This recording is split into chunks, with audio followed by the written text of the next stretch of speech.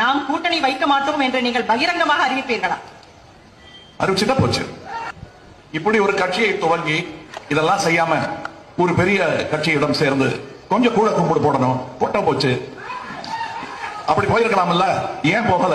அப்ப மக்கள் ஆட்சியாக அது மலராது என்ற நம்பிக்கை எனக்கு இருந்தது. அதனாலேயே துணிந்து இதிலிருந்து விழுந்தால் எந்திரிக்கவே முடியாது என்றார்கள். இப்பவும் அப்படித்தானே கிடக்கு தமிழ்நாடு, எந்திரிக்க முடியாம. அதுல ஒருத்தரா இருந்துட்டு போறேன் அப்படின்னு தான் இந்த முடிவை எடுத்திருக்கிறோம். ஆக கயவர்களுடன் கூட்டணி வைக்க மாட்டோம் என்று கண்டிப்பாக சத்தியம் செய்து கொடுக்கலாம். திருடர்களுடன் கூட்டணி வைக்க மாட்டேன் என்று தைரியமாக சத்தியம் பண்ணி கொடுக்கலாம். குற்றவாளிகள் என்று எங்களுக்கு தெரிந்து விட்டால் கூட்டு சேர்க்க மாட்டோம் என்று வாக்குறுதி கொடுக்கலாம். இது எலெக்ஷன் வாக்குறுதி அல்ல, கட்சி ஆரம்பிக்கும் போதே கொடுக்கிற வாக்குறுதி. மக்கள் நீதி மையம் துவங்கிய காலகட்டத்தில் குடும்ப அரசியல் தமிழ்நாட்டில் குடி தோண்டி புதைக்கிறாங்க திமுக சொல்லி எதிர்த்து அரசியல் ஆரம்பிச்சீங்க. இன்னைக்கு உடனே வந்திருக்கீங்க, எப்படி உங்களோட பதில் என்ன சார்? நாட்டுக்கு தேவை, அதனால் வந்திருக்கிறோம். இல்ல இங்க சந்திரன் ஒரு மானஸ் இருந்தா அவன் எங்கேன்னு தேடுற